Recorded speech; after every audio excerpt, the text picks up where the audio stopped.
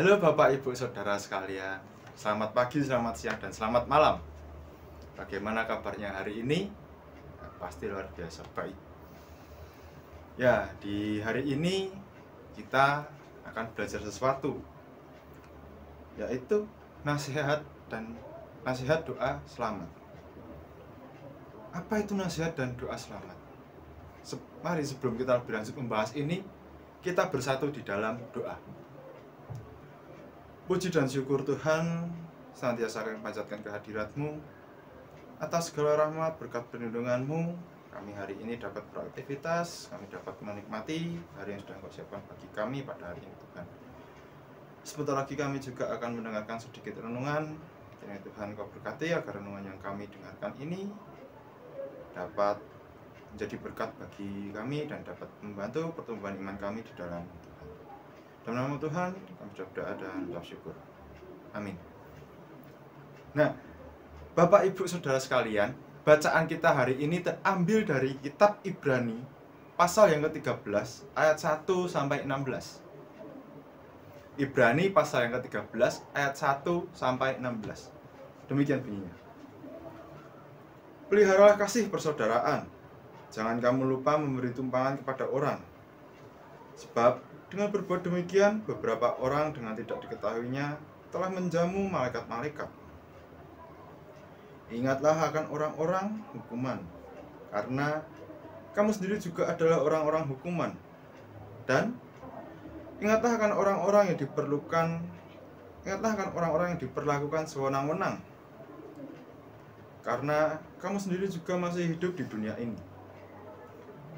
Hendaklah kamu semua penuh hormat terhadap perkawinan, dan janganlah kamu mencemarkan tempat tidur, sebab orang-orang sundal dan pezinah akan dihakimi Allah. Janganlah kamu menjadi hamba uang, dan cukupkanlah dirimu dengan apa yang ada padamu, karena Allah telah berfirman, Aku sekali-kali tidak akan membiarkan engkau, dan aku sekali-sekali tidak akan meninggalkan engkau. Sebab itu dengan yakin kita dapat berkata, Tuhan adalah penolongku, aku tidak akan takut.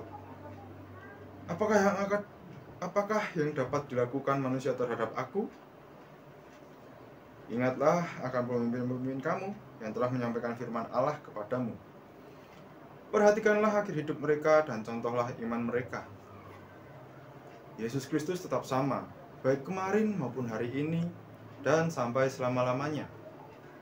Janganlah kamu disesatkan oleh berbagai ajaran asing.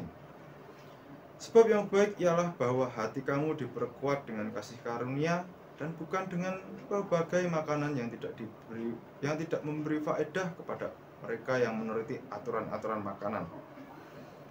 Kita mempunyai suatu mezbah dan orang-orang yang melayani kemah tidak boleh makan dari apa yang ada di dalamnya. Karena tubuh binatang-binatang yang darahnya dibawa masuk ke tempat yang kudus oleh iman besar sebagai korban penghapus dosa dibakar di luar perkemahan.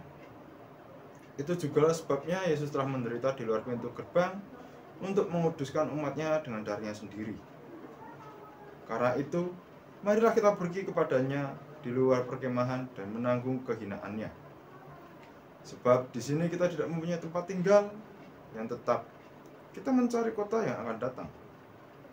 Sebab itu marilah kita, oleh Dia, senantiasa mempersembahkan korban syukur kepada Allah, yaitu ucapan bibir yang memuliakan namanya.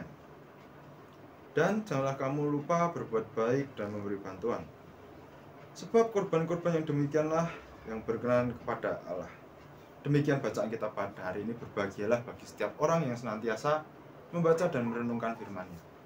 Nah, nasihat dan doa selamat. Apa itu ya? Kok perikopnya tuh nasihat dan doa selamat? Nah, mari kita lihat lebih dalam lagi bacaan ini. Nasihat dan doa selamat kepada kita.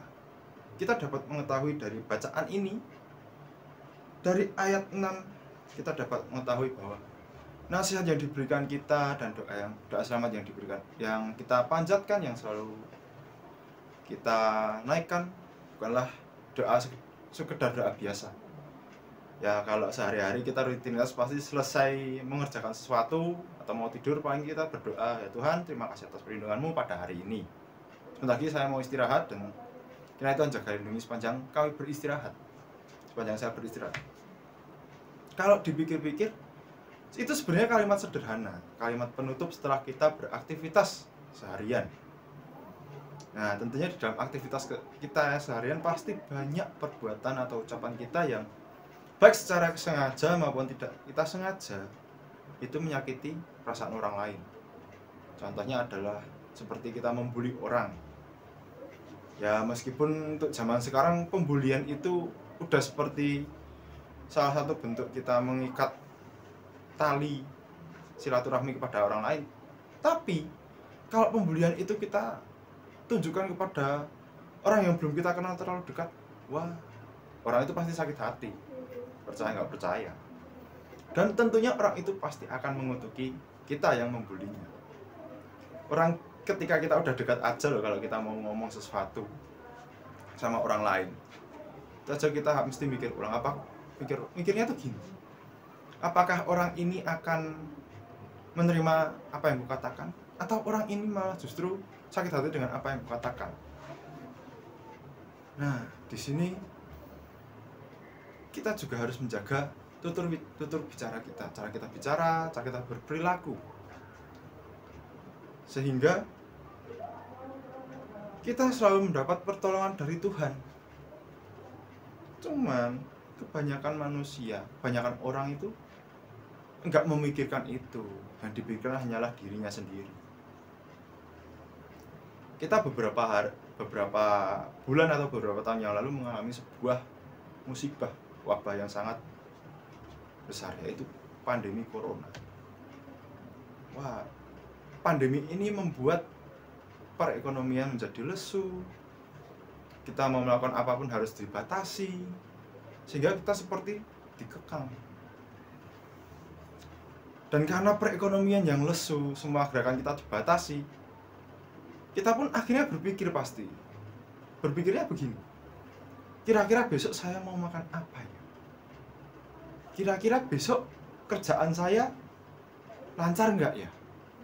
Kira-kira saya masih bisa mendapatkan penghasilan nggak ya? Kira-kira saya nanti di PHK dari kantor tempat saya kerja nggak ya? Itu pikiran-pikiran itu pasti ada di dalam diri kita ketika selama pandemi. Nah, pikiran-pikiran seperti inilah yang menjadi sebuah contoh bahwa manusia itu selalu memikirkan dirinya sendiri. Dia nggak memikirkan orang lain, nggak memikirkan Tuhan. Bahkan Tuhan pun di nomor sekian kan. Yang penting bisnis lancar, yang penting apa yang menjadi minat terpenuhi. Nah, itulah yang menjadi sebuah duri dalam daging manusia. Kita mau menghilangkan itu pun juga nggak bisa, karena itu udah melekat dari kita kecil, dari kita lahir. Tapi hal seperti itu bisa kita kurangi, sehingga kita bisa selamat. Sehingga doa-doa yang kita ucapkan, doa-doa yang kita panjatkan, doa-doa yang membuat kita menjadi lega, itu akan terkabulkan. Ya, mengingat bahwa kemarin kita sudah menghadapi pandemi dan perekonomian hingga sekarang masih lesu, tapi nyatanya kita masih bisa hidup, kita masih bisa bertahan dari pandemi tersebut. Itu merupakan bentuk contoh nyata, contoh real ketika kita mendengarkan nasihat dan kita berdoa untuk keselamatan diri kita. Ya meskipun secara nggak sadar kita berdoa, tapi tetap doa itu terkabulkan. Begitu pula ketika kita berinteraksi, kita juga harus mendoakan sesama kita.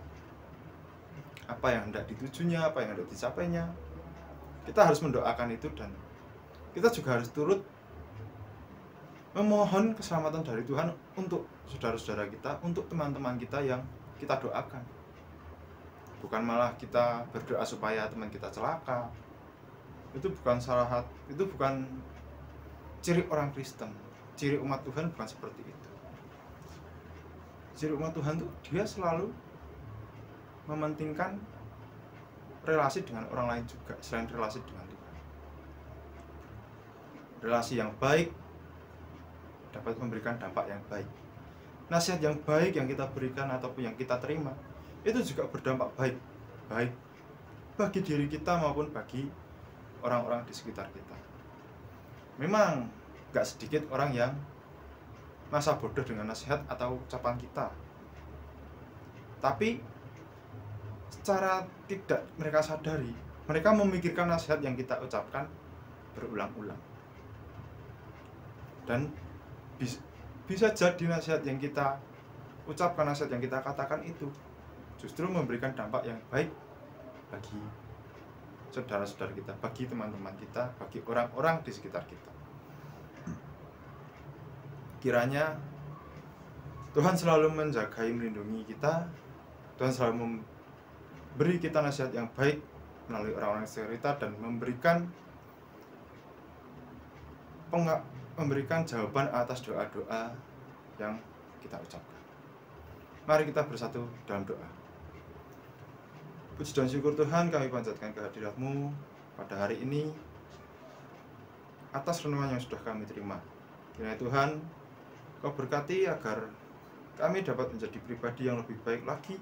Kami dapat peduli dengan orang-orang di sekitar kami, dan juga kami dapat memancarkan kasih-Mu dalam diri kami untuk orang-orang sekitar kami, Tuhan. Bila mana Tuhan kami sebentar lagi akan beraktivitas maupun beristirahat, kiranya Tuhan tolong jagai kami, lindungi sertai kami, Tuhan. Dalam nama Tuhan kami sudah berdoa dan mengucap syukur. Amin.